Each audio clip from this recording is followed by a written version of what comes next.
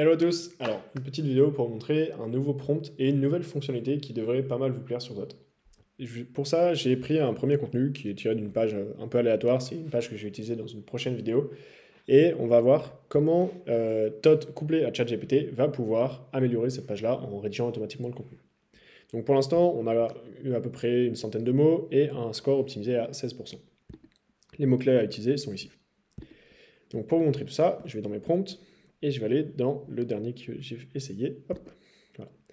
Donc là, en cliquant sur l'icône, je lance une requête à ChatGPT. Donc c'est vraiment pas une IA de Dot, c'est connecté à OpenAI.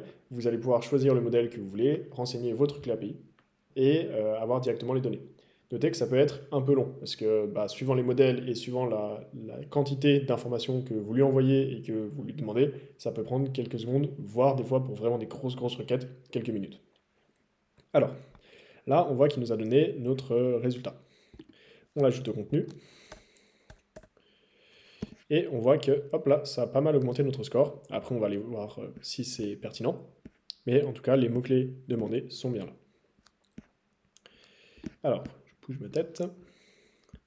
Donc là, on a une page qui est vraiment géolocalisée et qui a pour objectif d'aller se référencer sur Plombier Grenoble ou Plomberie Grenoble. Et je lui ai demandé de continuer cette page-là. Bon, le texte a l'air assez correct. Donc notez qu'un call comme ça coûte à peu près 1 à 2 centimes.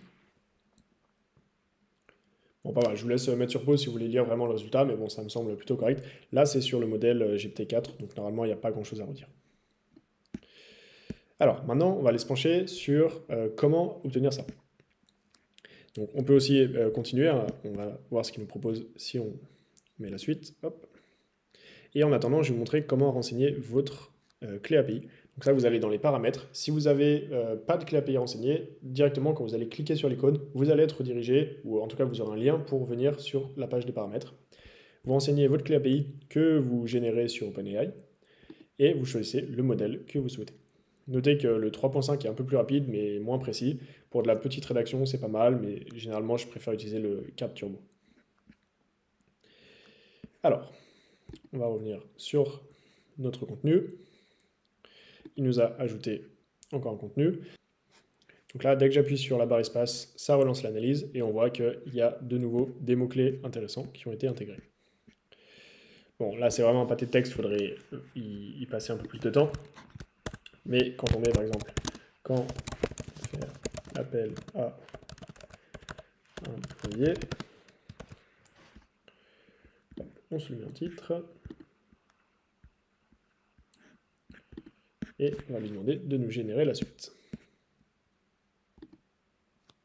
Et normalement, il va nous continuer après cette partie-là. On va voir tout de suite comment on va construire ce prompt-là. Notez que vous pouvez lui demander autant de mots que vous voulez. Moi, je vous conseille de faire vraiment par petits batch. Comme ça, vous pouvez adapter au fur et à mesure. Le but, c'est vraiment pas de tout faire rédiger par l'IA, parce que là, c'est l'assurance de ne pas ranquer en général.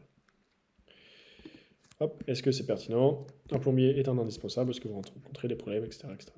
Bon, à vérifier, mais normalement, c'est plutôt cohérent. Et au niveau de l'optimisation, on est sur du 47% sur 47 mots, donc c'est vraiment pas mal du tout. Alors maintenant, on va voir comment on construit ce prompt. Pour ça, vous allez tout en bas, et vous pouvez enregistrer un nouveau prompt. Et ça, vous allez utiliser des variables qui ont été ajoutées sur Dot. On va le nommer, par exemple, continue. Voilà, on va mettre plus 70 mots. Et pour ça, on va utiliser un prompt qui est déjà prêt. En fait, on va étudier celui que j'ai utilisé et vous allez pouvoir l'adapter. Alors, je rédige une fiche descriptive de mon activité pour ma page géolocalisée. Donc notez comme on précise bien le format de la page et l'objectif. Ensuite, voici mon contenu, donc ça on le mettra juste après. Rédige la partie suivante et donne-moi ta réponse en HTML. Ça, très important, si vous voulez bien pouvoir l'ajouter à l'éditeur. Donne-moi uniquement la réponse et pas de phrase d'explication. Hop, j'enlève les balises HTML. Ça, c'est important si vous voulez avoir un peu moins d'édition à faire. Donc, rédige-moi les 70 prochains mots, paragraphe, liste ou titre, en utilisant possible les mots suivants. Donc, c'est important de ne pas lui mettre tous les mots suivants ou au moins une fois tous les mots, parce que sinon, ça fait vraiment du contenu qui est bourré en mots-clés et pas très intéressant. Hop, donc on lui donne les mots sous-utilisés, donc important. Cette variable-là, elle est juste ici. Mots sous-utilisés. Et on lui donne notre contenu actuel en format HTML, très important, comme ça il peut repérer où sont les titres. Donc voilà. Une fois que c'est bon, on l'enregistre.